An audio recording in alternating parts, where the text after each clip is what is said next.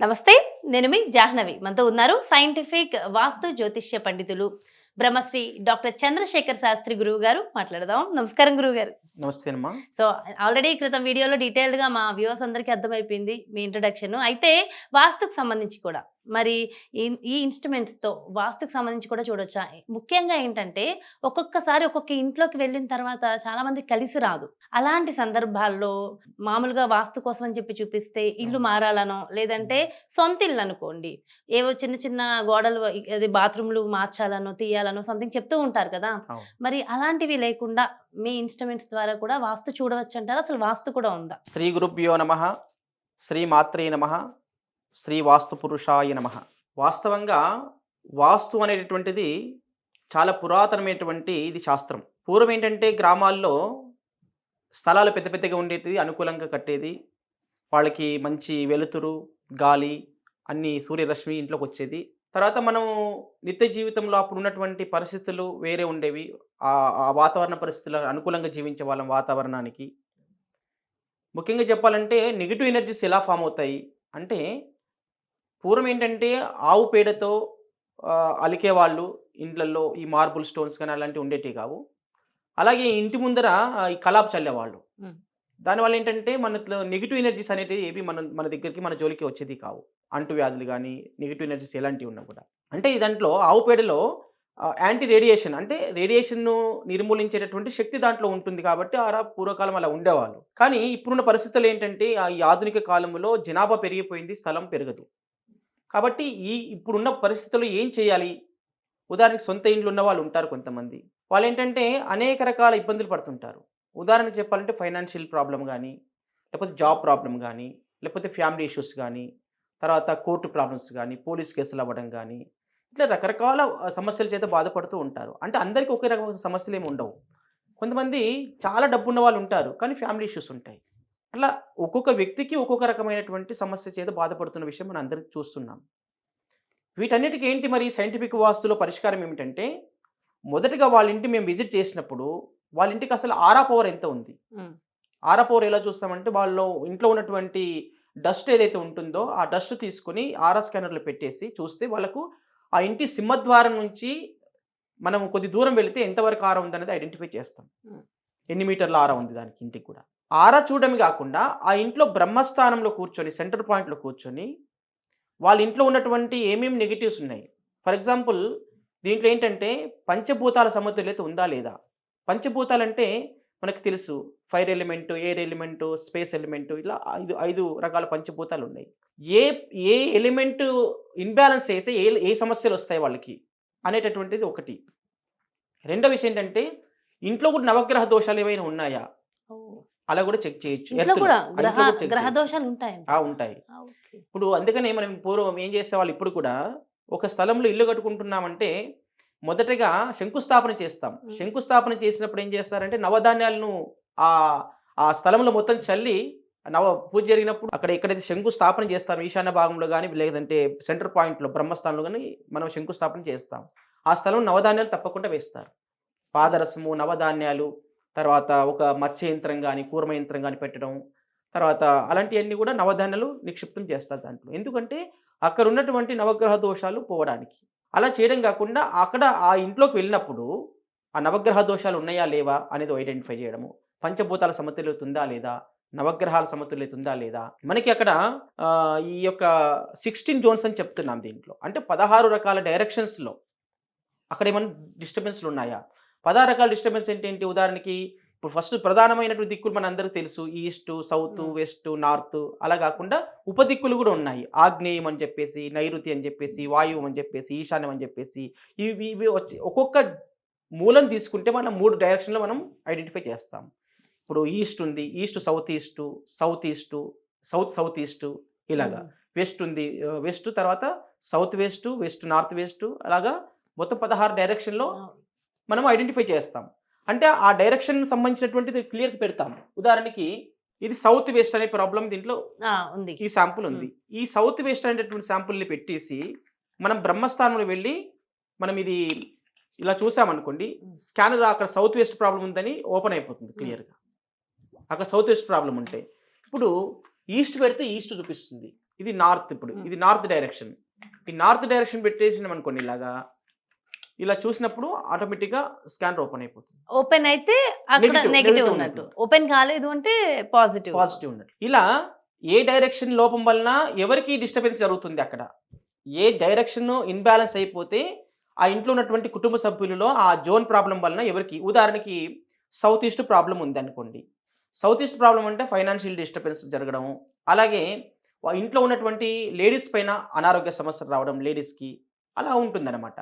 అంటే ఇప్పుడు మళ్ళీ ఇంకొకటి ఏంటంటే నార్త్ వెస్ట్ ప్రాబ్లం ఉందనుకోండి, పిల్లల గ్రోత్ లేకపోవడం, ఎడ్యుకేషన్ ప్రాబ్లం ఉండడము, లేకపోతే పిల్లల్లో ఏదో ఒకటి అవలక్షణాలు రావడము, వ్యసనాలకు గురి కావడము, ఇలాంటి రకరకాల ఒక్కొక్క జోన్ యొక్క ప్రభావము ఈ కుటుంబ సభ్యుల్లో ఎవరి మీద పడుతుంది అనేటటువంటిది ఇలా ఐడెంటిఫై చేయొచ్చును.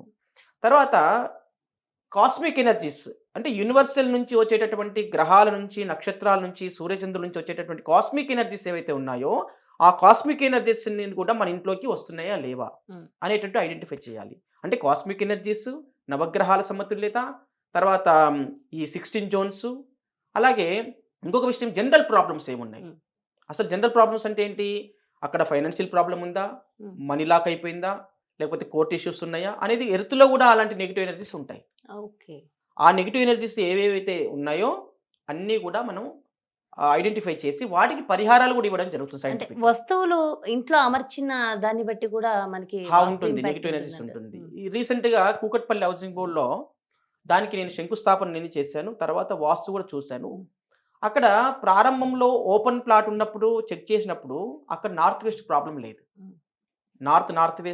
నార్త్ వెస్ట్ ప్రాబ్లం లేదు. కానీ ఇప్పుడు గృహ నిర్మాణం చేసిన తర్వాత వాళ్ళు 5 ఫ్లోర్లు ఇల్లు కట్టిన తర్వాత నేను వెళ్ళి మళ్ళీ రీచెక్ చేస్తే అక్కడ వాళ్ళకి కొన్ని సమస్యలు బాధపడుతున్న ఇల్లు కట్టిన తర్వాత ఆయన మళ్ళీ నన్ను పిలిచి అడిగారు, గురుగారు ఇట్లా మరి సమస్యలు ఎక్కువైపోయినాయి, చాలా సమస్యలతో బాధపడుతున్నాం అన్నప్పుడు మళ్ళీ వెళ్ళి చెక్ చేశాను. అంటే వాళ్ళు పెట్టరాని ప్లేస్లో ట్రాన్స్ఫార్మర్ పెట్టారు అక్కడ నార్త్ వెస్ట్లో. పెట్టడం వల్ల ఏమవుతుందంటే అక్కడ ఆటోమేటిక్గా నెగిటివ్ ఫామ్ అయిపోయింది. అంటే ఆ నెగిటివ్ ఆ జోన్లో ఏదైతే నెగిటివ్ ఇస్తుందో ఆ నెగిటివ్ వాళ్ళకి స్టార్ట్ అవుతుంది. సో చాలా ఇంపాక్ట్ ఉంటుంది. చాలా ఇంపాక్ట్ ఉంటుంది. అలా ఒక వస్తువు ఎక్కడ పెట్టాలో అక్కడ పెడితే అది ఓకే పాజిటివ్ ఉంటుంది. పెట్టరాని ప్లేస్లో ఆ వస్తువు పెట్టినట్లయితే అప్పుడు నెగిటివ్ అయిపోతుంది. అది మనం స్కానర్తో ఈజీగా ఐడెంటిఫై చేయొచ్చు. తర్వాత న్యాచురల్గా కూడా అక్కడ నెగిటివ్ ఎనర్జీ ఉందా లేదా, ఆ జోన్లో ప్రతి ఒక్క జోన్కి ఒక దేవత, అధిష్టాన దేవత ఉంటారు. ఉదాహరణకి తూర్పు ఇంద్రుడు, నైరుతి నిరుతి అనేటువంటి, ఇట్లా దక్షిణానికి యముడు, ఇట్లా ఉత్తరానికి కుబేరుడు, ఇట్లా స్థానాలు ఉన్నాయి. ఆ స్థానాలలో ఆ దేవత ఎనర్జీ ఇస్తుందా లేదా అనేటటువంటిది ఇక్కడ ఈజీగా ఐడెంటిఫై చేయొచ్చు. ఉదాహరణకి కుబేర స్థానం ఇన్బ్యాలెన్స్ అయింది అనుకోండి, అక్కడ దానివల్ల మనకి ఫైనాన్షియల్ ఇష్యూస్ వస్తుంటాయి.